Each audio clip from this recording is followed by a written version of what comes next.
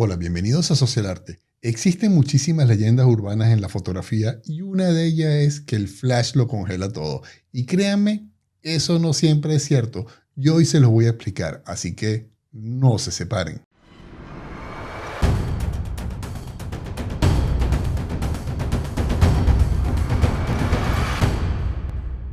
Antes de comenzar, quiero darle las gracias a la modelo Violeta. De verdad que fue un ángel durante todo el shooting.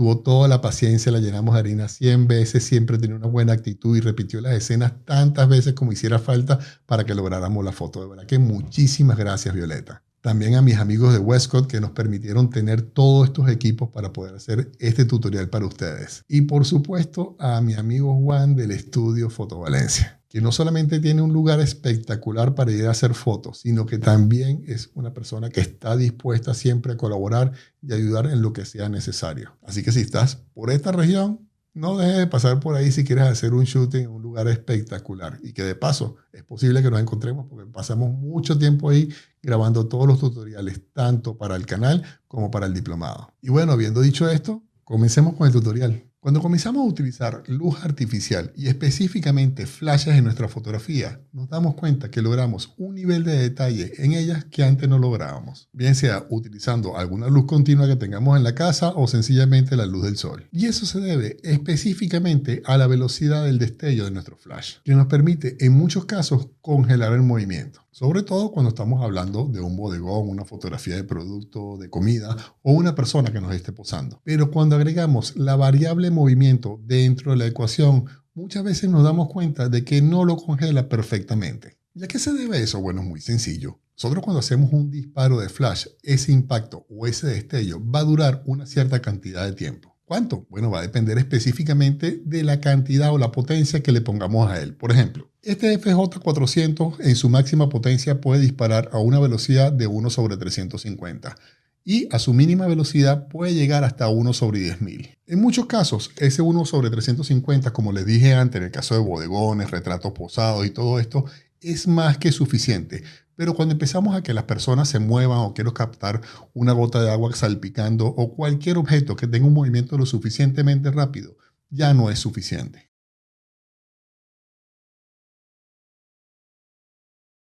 La primera y más universal es bajarle la potencia al flash. A medida que yo se lo bajo, su velocidad de destello va a ser mucho más rápida. Si no, hagan una prueba, prendan su flash a full potencia, disparen a su mano y van a ver que esa mano queda iluminada durante un tiempo. Si lo hacen después con la flash a la mínima potencia, apenas van a ver ese destello. La segunda, y no tan universal, es que algunos flashes tienen un modo de congelamiento, que lo pueden ver aquí. Entonces, fíjense que aquí dice FRE, que es la abreviación de freeze. Y como pueden ver, también está presente en el FJ200. En los flashes donde existen esas funciones, bueno, obviamente tienen que navegar a través del menú y simplemente activarla. Y lo bueno, en el caso de Westcott, que me imagino que debe pasar también en las otras marcas que también lo utilizan como Profoto, Elinchron y Broncolor, es que no hay pérdida de potencia. O sea, al momento de yo tener esto en función normal o en freeze, puedo utilizar la misma apertura a la potencia definida que yo haya puesto en el flash. Por ejemplo, lo pongo en potencia 6 y la apertura me da prácticamente la misma utilizándolo en el modo freeze o en el modo normal.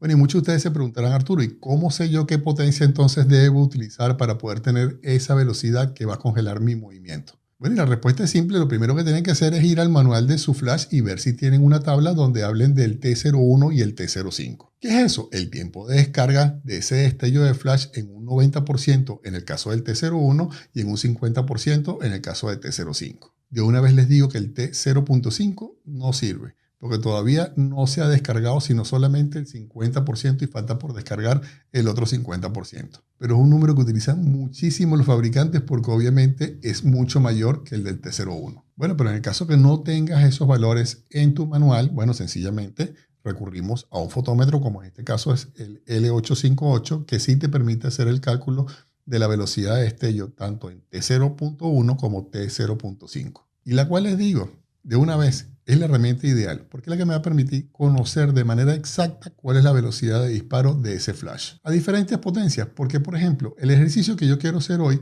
yo sé que con una velocidad de disparo de 1 sobre 4000 es más que suficiente para poder congelar ese movimiento. Y bueno, y si en tu manual sencillamente no tienes esos valores y tampoco dispones de un fotómetro, tampoco es un mal de morirse, ¿saben? Pueden hacer igual la imagen, lo que van a tener que hacer es ensayo y error para saber a qué potencia deben de poner su flash de manera de que bajen lo suficiente la velocidad y puedan congelar ese movimiento.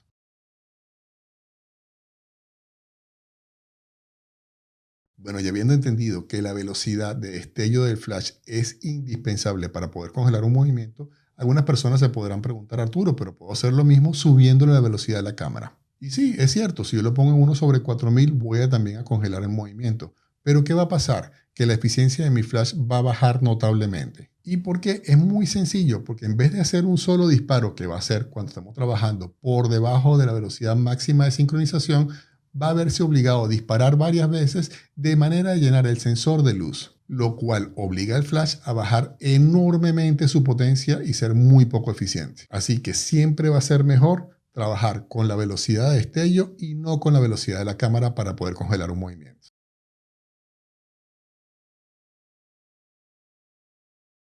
Lo ideal en estas situaciones es que trabajemos con tres flashes iguales al momento de hacer este tipo de tomas, pero no todos los fotógrafos disponen de tres equipos que tengan la misma potencia, por lo que decidí hacer el ejercicio utilizando el FJ80 y los otros dos flashes que les enseñé antes, el FJ400 y el FJ200, e introduciendo así una nueva variable que ponía un poquito más de complejidad la toma. Pero tampoco que sea mucha, lo vamos a resolver y se lo voy a explicar de una manera muy sencilla para que en el caso que ustedes tengan tres equipos diferentes lo puedan hacer también. Adicionalmente, cada flash tenía su modificador. En el caso del FJ80 que estaba al lado derecho de la cámara y el FJ200 que estaba al lado izquierdo de la cámara, detrás de la modelo estaban utilizando un strip box de 1x3. Y como luz principal teníamos el FJ400 con un Beauty Dish.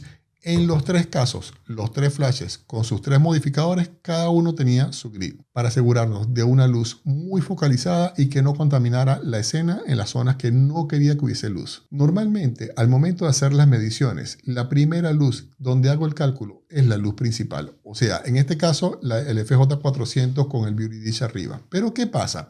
Que bueno, que este flash, que es mucho más pequeño, era un limitante. Así que empecé por él, que tiene una velocidad de disparo increíble, porque la velocidad mínima de disparo de él a full potencia es de 1/500 y a mínima potencia supera el 1/12000. Pero igual su destello es mucho menor. Entonces, ¿qué hice? Primero calculé cuánto era la apertura que me daba para este tipo de luz, que en este caso fue 3.5, y ajusté las potencias tanto del FJ200 como del FJ400 para que me diera exactamente la misma apertura. Y algunos se preguntarán, bueno Arturo, ¿y para qué quieres la misma potencia en todos lados? ¿Eso no te va a hacer una foto muy plana? No, porque en el caso de la FJ400 que tenía el Beauty Dish estaba ligeramente por encima de la modelo. ¿Qué significa eso? Que le va a generar sombras y obviamente volumen. Con lo cual definitivamente me quito el problema de tener una foto totalmente plana, pero tener todos los parámetros a la misma apertura.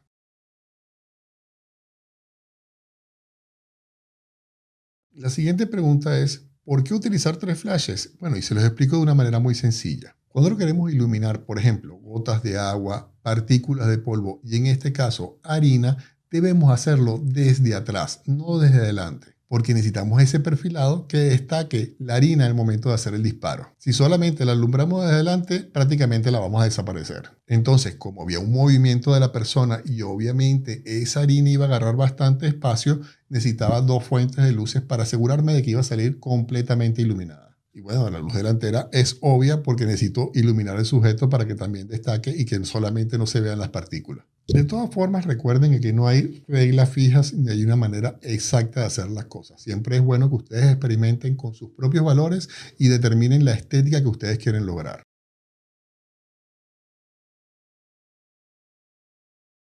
Otra cosa que ustedes tienen que tomar en cuenta al momento de realizar esta foto, primero que nada, es que no haya ningún tipo de luz continua que afecte la exposición de la fotografía que estamos haciendo. Porque si no, sencillamente la velocidad de destello no va a prevalecer en la toma, sino sencillamente esa luz continua. Y va a permitir a la cámara captar todo el movimiento de la toma. O sea, si está disparando a 1/200 o a 1/250, durante todo ese tiempo va a estar capturando el movimiento. Y recuerden que por lo menos en este caso necesitábamos una velocidad de 1/4000 o superior. ¿Y cómo se aseguran ustedes de eso? Bueno, de dos maneras muy sencillas. La primera, utilizando el fotómetro y que te diga que todos los flashes nada más están contribuyendo al 100% de la toma. La otra es que hagan una foto sin los flashes y que se aseguren que con los parámetros que ustedes tengan en la cámara, esa foto quede completamente negra. En el caso de nosotros lo hicimos de las dos maneras, tanto asegurándonos con el fotómetro y después hice una captura. Los parámetros que utilicé, que no van a ser los mismos que ustedes utilicen porque van a tener que tener las mismas condiciones exactas de luz que tuve yo, pero bueno, para que lo sepan, fue de ISO 100, la apertura en 3.5 y la velocidad de sincronización de 1/250. Y con esos valores, a pesar de tener la luz continua prendida dentro del estudio, mi cámara no podía capturar nada. Con lo cual me aseguro lo que les dije antes, que las únicas luces que está captando mi cámara son los de flashes. Con lo cual me aseguro que las únicas luces que está captando el sensor sencillamente son las de los flashes.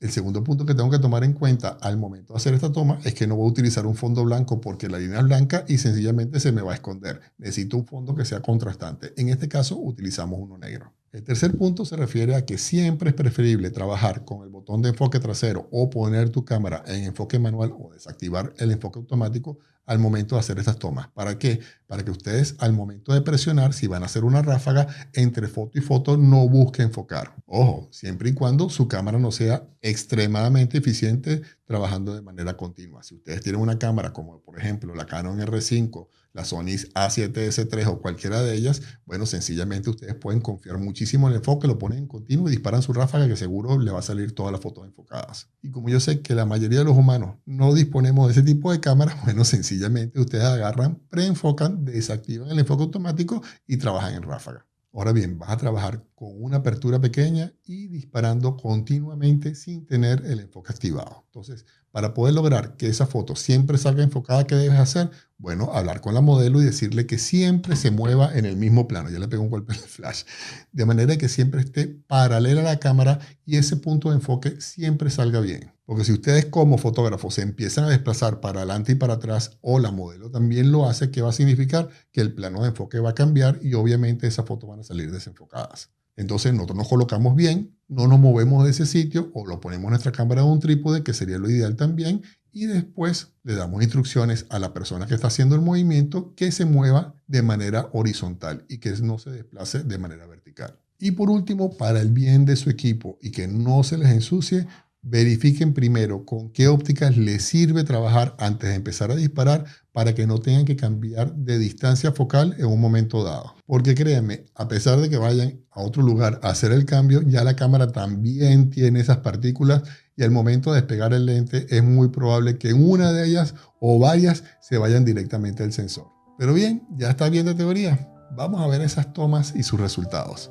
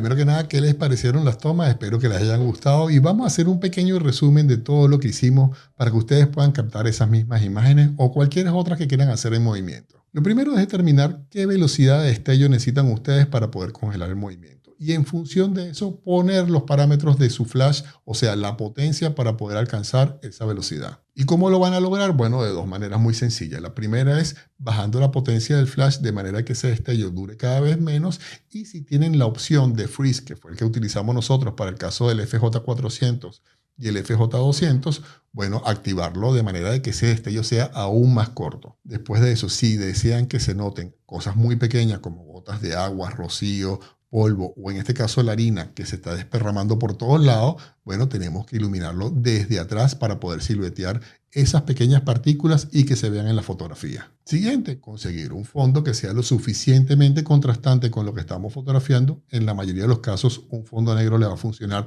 de manera perfecta tanto para el agua como para las partículas. Y por último, si tienes una cámara que no tiene un enfoque continuo muy bueno o excelente, bueno, yo te recomiendo que trabajes de manera manual el enfoque o que sencillamente lo trabajes con el botón trasero, enfoques previamente, lo desactives y empieces a disparar. Siempre y cuando, recuerden, la modelo se mantenga o la persona que está haciendo el movimiento en el mismo plano y tú también como fotógrafo. Y una recomendación adicional que quiero hacer si están trabajando un espacio interior, ¿ok? Si están trabajando en exteriores, ¿qué es lo recomendable para este tipo de shooting? Bueno, no hay problema. Ustedes después con un manguerazo, ¿sabes? Con agua pueden empezar a limpiar. Pero si lo están haciendo en un lugar cerrado, como hicimos nosotros, bueno, sencillamente utilicen esos plásticos que se utilizan para pintura y forren todo para que al momento de limpiar se le haga mucho menos laborioso.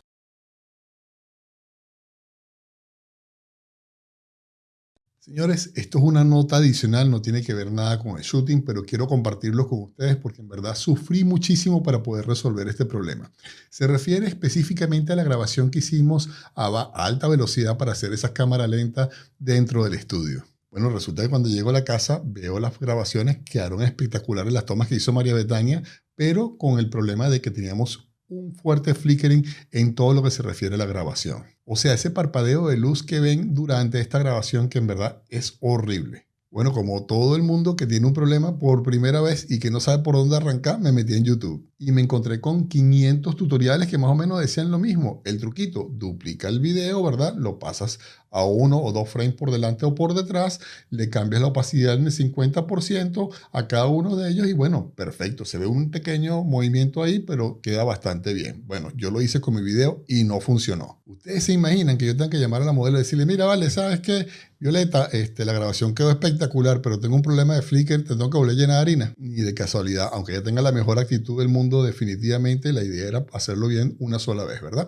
Bueno, entonces no quedó otro remedio que empezar a buscar plugins que me pudieran solventar ese problema. Probé 3 diferentes, pero definitivamente el que daba el mejor resultado era el de la gente de Digital Anarchy, Flickr Free 2.0, que prácticamente lo que tiene que hacer es agarrarlo, ponerlo en tu línea de tiempo en el video y lo resuelve en un 90-95%. Y te deja unas grabaciones que eran inservibles, por lo menos para que las puedas utilizar de una manera bastante bien. Les digo de una vez, yo no estoy recibiendo nada por decir esto, de verdad lo estoy transmitiendo porque me pareció que el resultado era tan bueno y de una manera tan sencilla y de paso súper rápido el plugin, o sea, lo pasabas y yo creo que la grabación que yo hice en total, todos esos pedacitos que ustedes vieron durante el video, duraban un poco más de 1 minuto y medio y todo lo renderizó y lo pudo estabilizar, lo que se refería al Flickr, en 2 minutos, 3 minutos a lo máximo. Con otro que había probado, por cada sección se tardaba de 6 a 7 minutos en hacer el arreglo y no quedaba tan bien. Así como que si tienes ese problema y no lo resuelves con la duplicación de la capa, que fue lo que me pasó a mí, y moviéndolo 1 o 2 frames para adelante o para atrás, bueno, sencillamente, señores, esto es una excelente solución y de verdad que no me pareció costoso para lo que te puede resolver. Y no solamente lo resuelve para el caso de flickering que estés grabando un video, sino que también, como dice aquí la página web, para time-lapse, para compensación del movimiento. Definitivamente, si te dedicas al video y crees que puedes tener este problema de manera recurrente, esto es una excelente inversión. De todas maneras, allá abajo en la caja de descripciones les dejo el link de la página web. Les repito, yo no estoy ganando nada con esto, sino que les quiero dar unas soluciones a ustedes si tienen el mismo problema que tuve yo, más nada.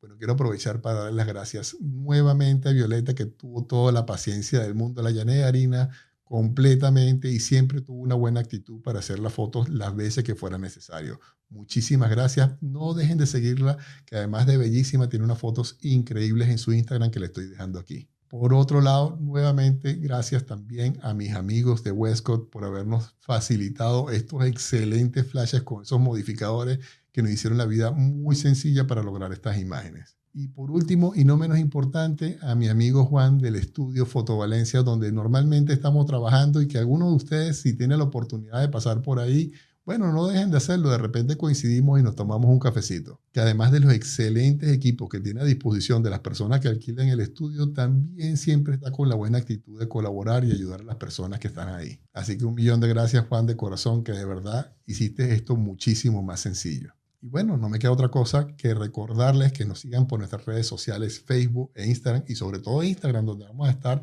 poniendo los esquemas de iluminación y algunos detrás de escenas para que vean este shooting. Y ya no me queda más nada que decirles, como siempre, muchísimas gracias por atreverse y nos vemos en el próximo video.